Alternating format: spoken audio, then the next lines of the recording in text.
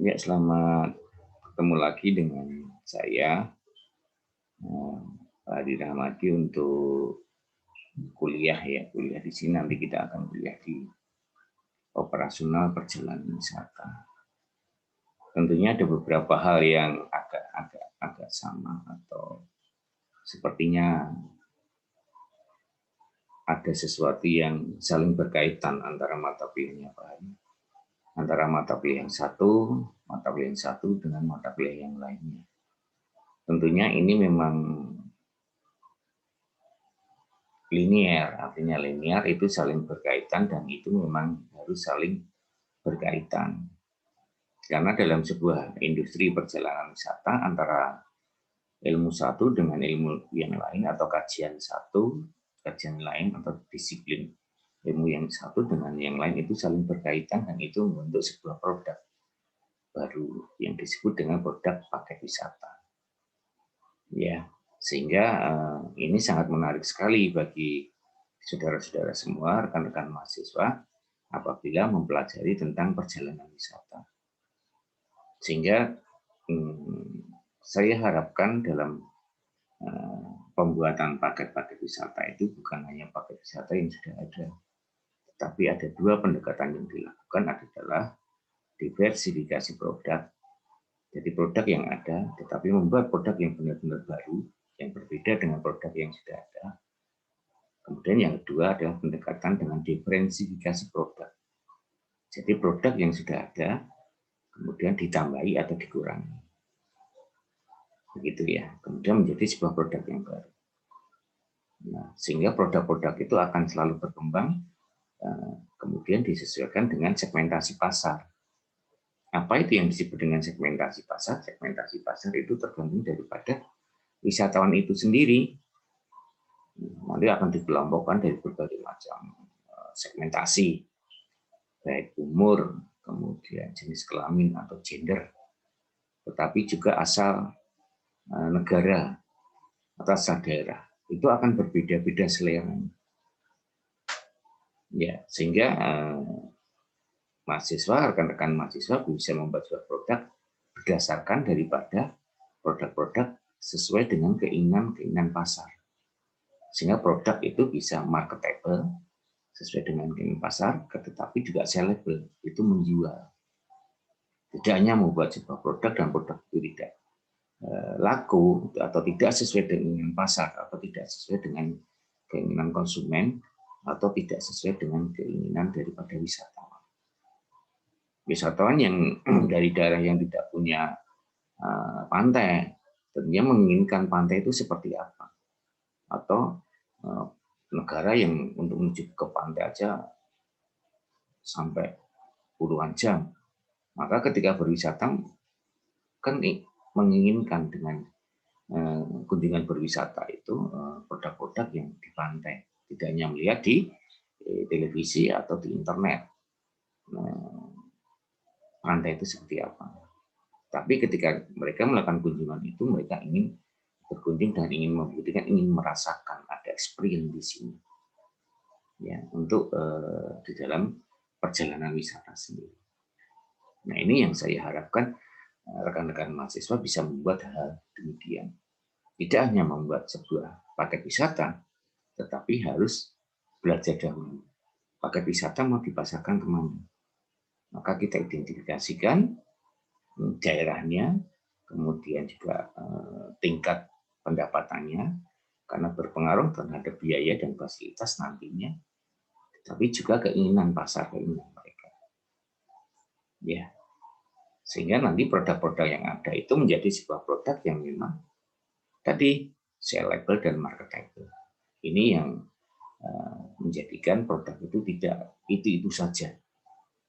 Jadi kreativitas Anda akan diperlukan di sini, atau sesuai dengan daerah yang ada di daerah saudara. Kalau semuanya pantai, tentunya ingin sebuah pantai. Membuat pantai, nature itu ya alam, tetapi juga mungkin ada culture juga. Apa culture itu budayaan dan lain-lain. Oke ya. Kemudian akan saya cobakan bagaimana kita akan membuat sebuah paket wisata. Ya. Jadi ada beberapa hal yang diperlukan dalam pembuatan paket wisata, tidak hanya asal membuat, tetapi berdasarkan beberapa hal. Yang itu tentunya ini sangat menarik. Ya.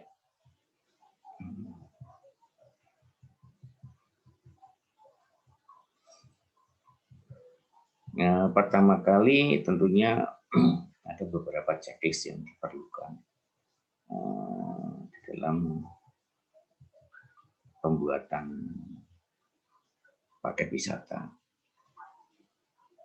Ya. Sudah saya singgung kemarin tentang bagaimana apa yang disebut dengan ada form checklist, sebagai misalnya ada checklist seperti ini. Ya.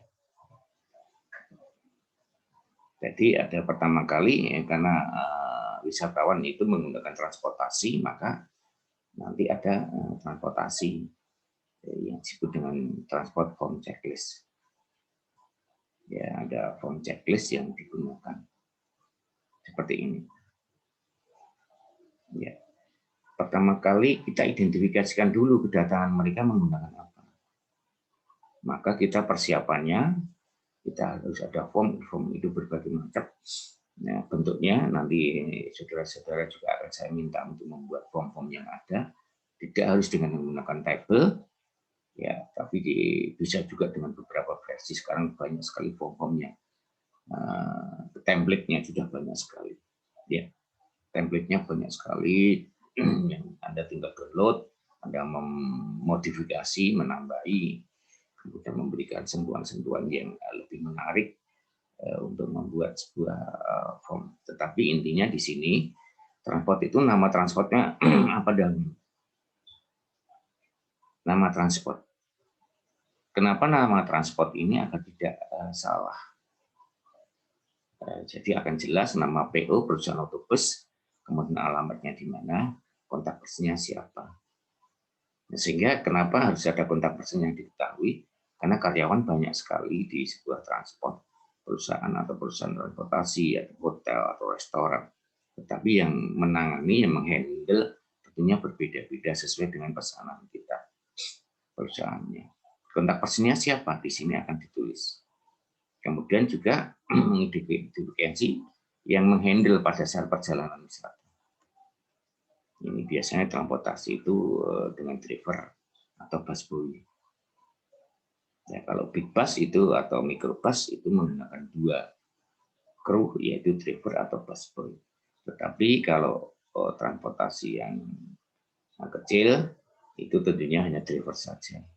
Ya, nah, driver di sini juga diminta di sini statusnya di kotak di kolom ini menggunakan nomor handphone agar ada komunikasi nanti. Tempat penjemputan jangan sampai salah.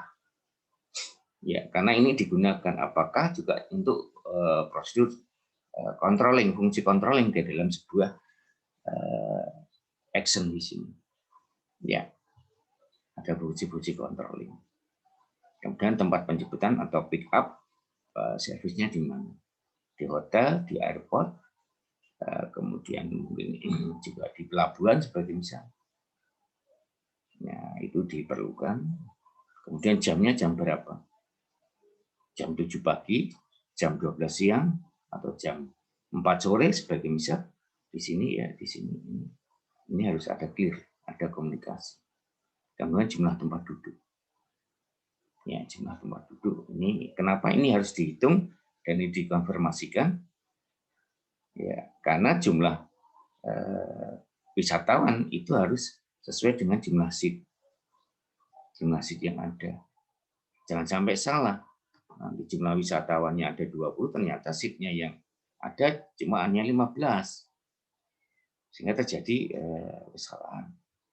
Kemudian ada pesanan-pesanan khusus, misal karena musim hujan, ya, atau udara-udara yang dingin, maka pihak transport harus menyediakan sebagai misal payung atau jas hujan.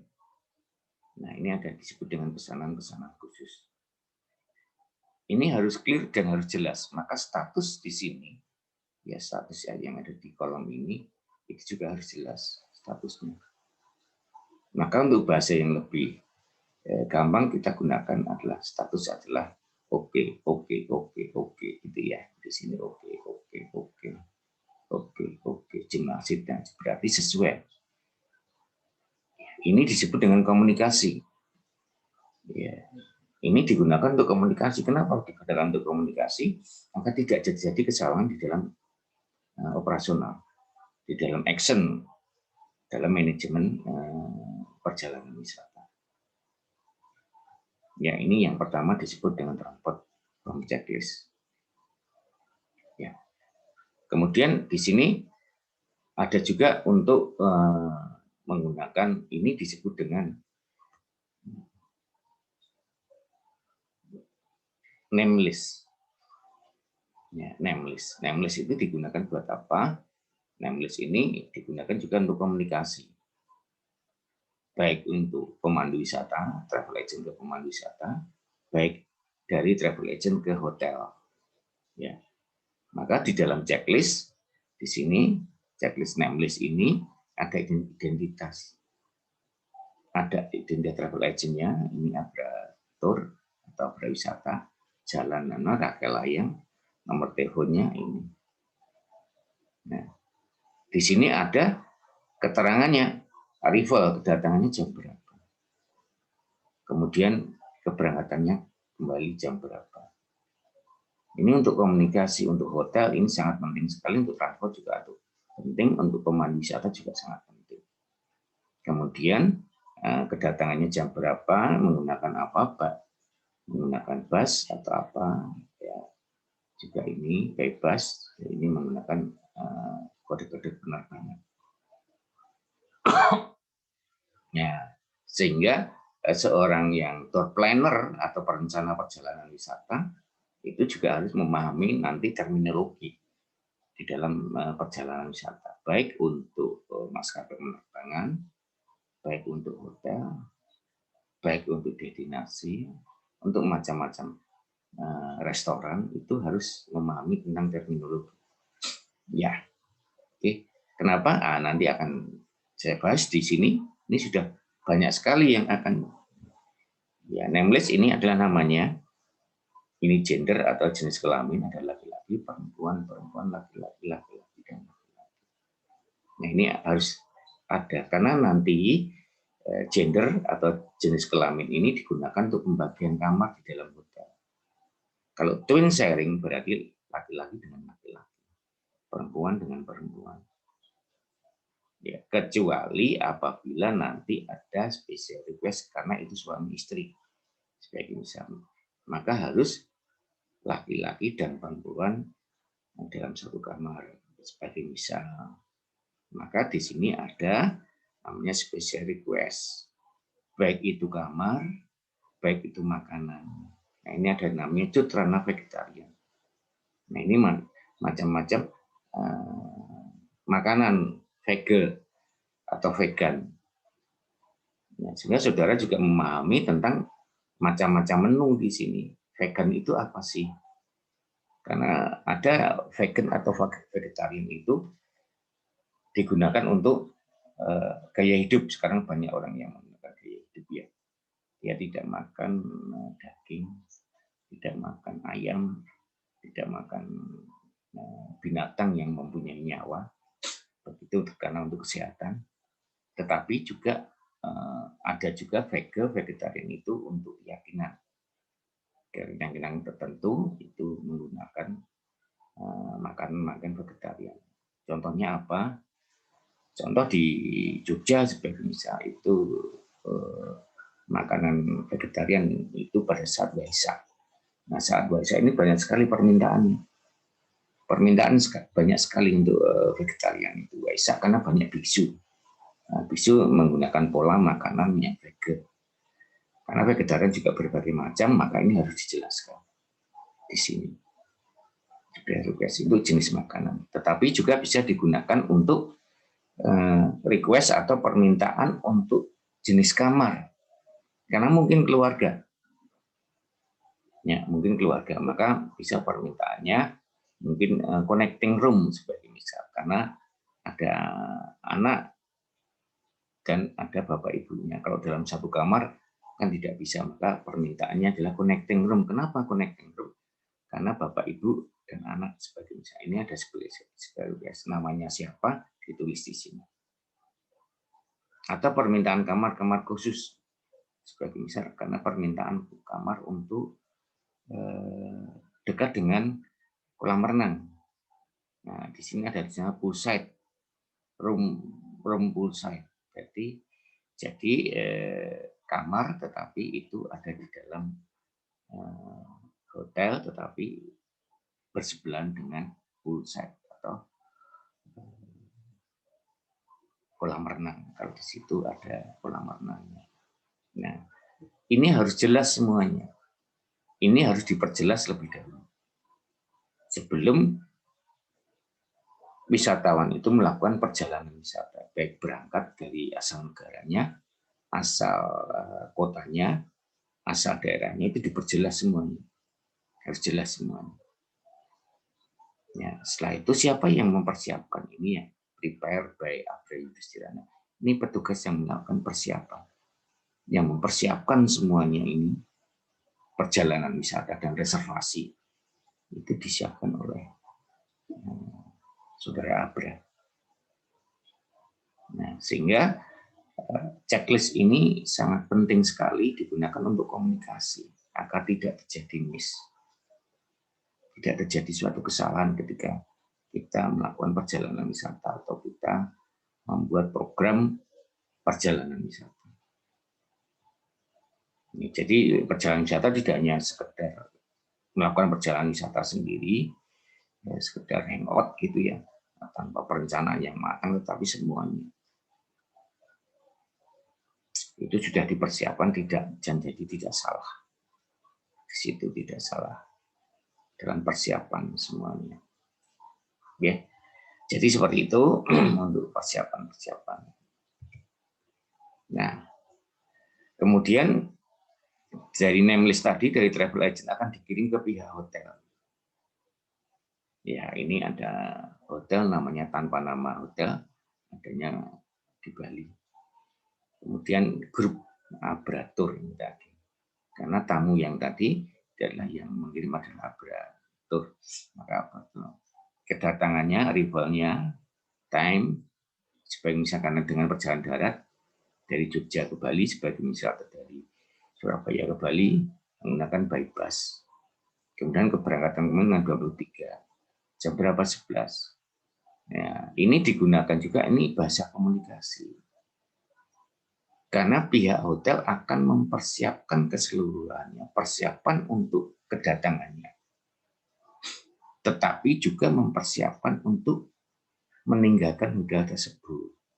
Maka pihak kru, pihak employee, pihak karyawan hotel itu bersiap-siap. Oh, nanti check out jam 11, berarti sebelum jam 11 itu semuanya sudah ready semua, dipersiapkan. Ya, dipersiapkan, housekeeping sudah mulai persiapan untuk kontrol kamar, apakah kunci kamarnya sudah dikembalikan di front office, apakah di dalam kamar sudah tidak ada barang-barang yang ketinggalan atau barang-barang yang mungkin terbawa oleh wisatawan. Nah, semuanya ini kru housekeeping sudah mempersiapkan, sudah bersiap-siap lebih dahulu. Ya, jadi tidak hanya meninggalkan hotel, tetapi pihak hotel juga sudah mempersiapkan keseluruhan. Maka ini disebut dengan rooming list. Nah, sudah di rooming list ini sudah akan terbagi. Namanya laki-laki dan laki-laki, wanita dan wanita, dua-dua, tetapi kemudian ada yang tiga. Nah, dari jenis ini akan teridentifikasi tipe kamar. Nah, tipe kamar apa itu? Tipe kamar standar dan twin bed. Ya, di twin bed. Apa artinya twin bed di sini? satu kamar berisi 2 tempat tidur, maka disebut twin bed.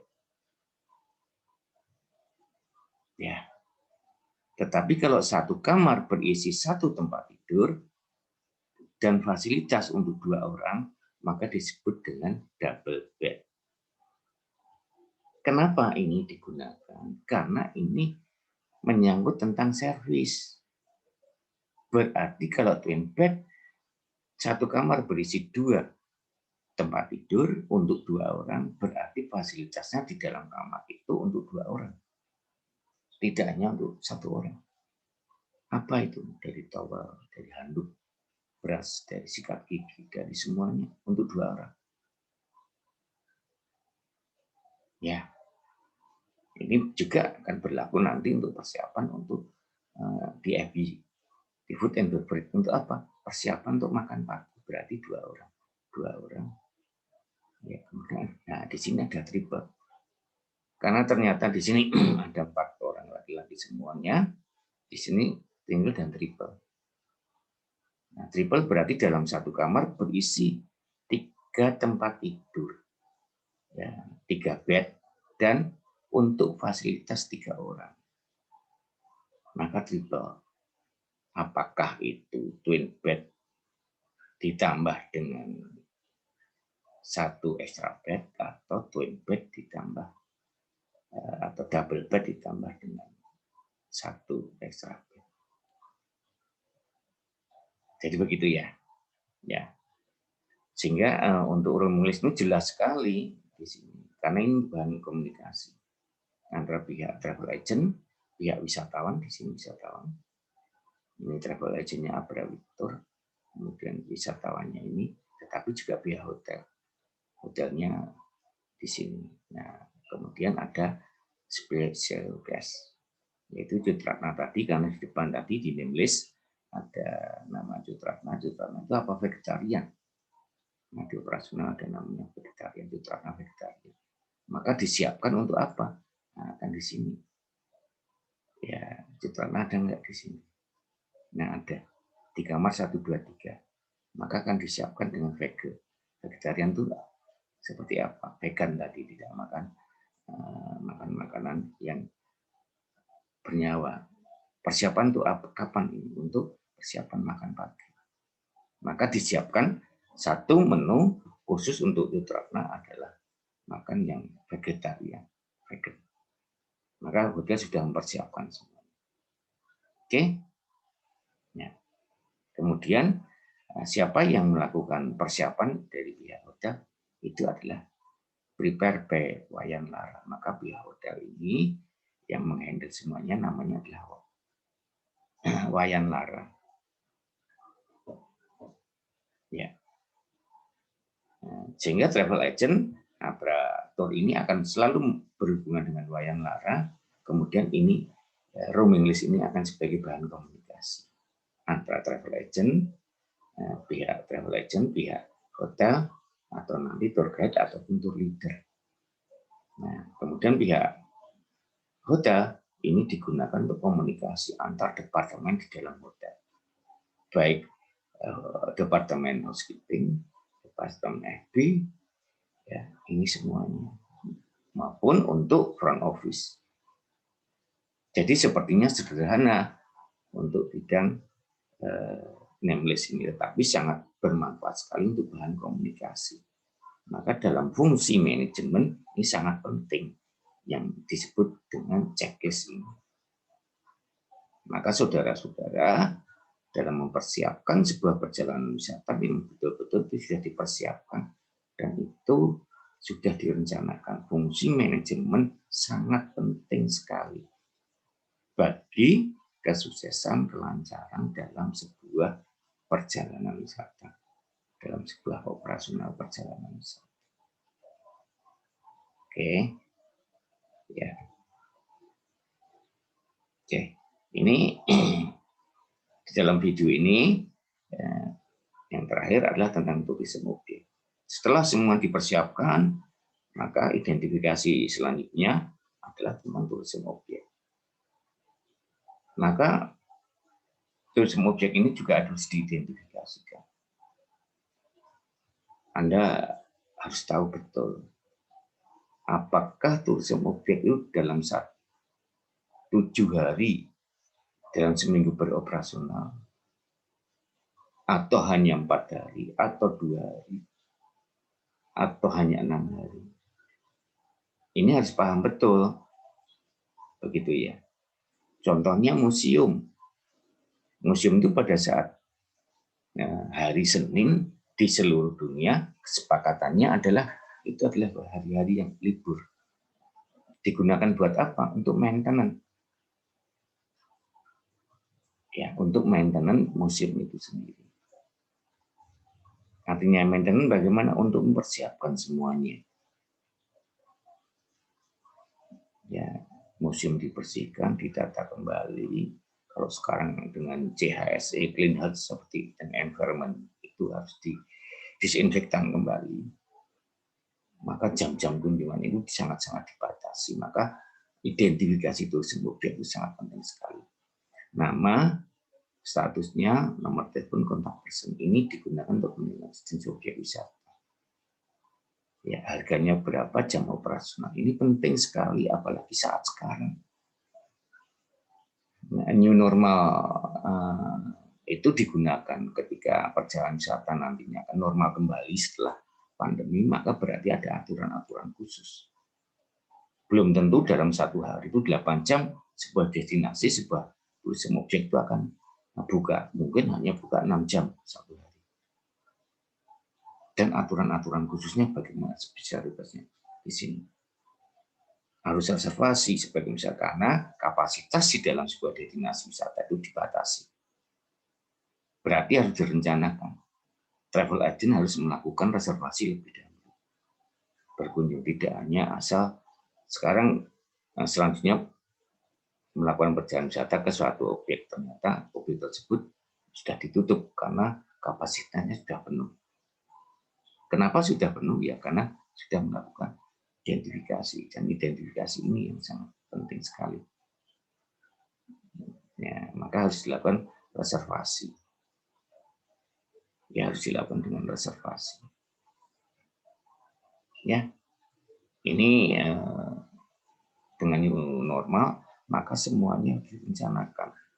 Reservasi dan aturan khusus menjadi aturan-aturan yang baku dan menjadi sesuatu yang baru di dunia industri perjalanan wisata maupun dunia industri pariwisata. Sekali lagi, semuanya harus direncanakan dan diharuskan reservasi lebih dahulu. Kenapa? Ya karena kita sudah dengan era baru. Era baru, semuanya harus dengan sesuatu yang direncanakan, tidak hanya sekedar dalam sebuah perjalanan wisata. Kapasitas juga harus dilakukan hanya terbatas. Aturan khusus sebagai misal dengan harus prokes atau program kesehatan, prosedur kesehatan. Nah ini harus tersampaikan kepada wisata. Tidak hanya asal melakukan perjalanan wisata saja, tetapi harus dipersiapkan. Karena dalam program atau prosedur kesehatan ini tidak hanya digunakan di destinasi, tetapi juga di hotel, di restoran, dan lain-lain. Juga wisatawan meminta jaminan. Apakah restoran, apakah transportasi, apakah pemandu wisata, tour leader, tour guide, destinasi, itu sudah terproteksi dengan adanya program-program kesehatan. Tentunya wisatawan ketika berangkat sehat, ingin pulang juga sehat, tidak ingin sakit. Perjalanan wisata tetap bahagia, tetap sehat, dan akan selalu ada. Ya, oke. Saya kira demikian dahulu dari saya untuk kuliah. Nanti akan selanjutnya akan saya berikan kuliah-kuliah yang lain. Saya demikian. Terima kasih. Ya, sekali lagi, jaga kesehatan, ikuti prosedur kesehatan, ya, kemudian istirahat yang cukup, makan yang bergizi. Terima kasih. Salam sehat selalu, salam sejahtera selalu. Terima kasih.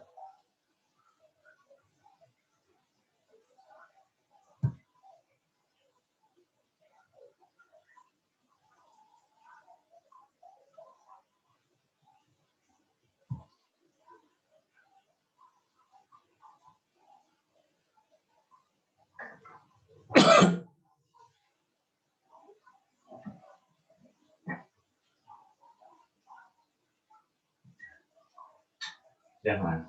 Iya. Coba dicek.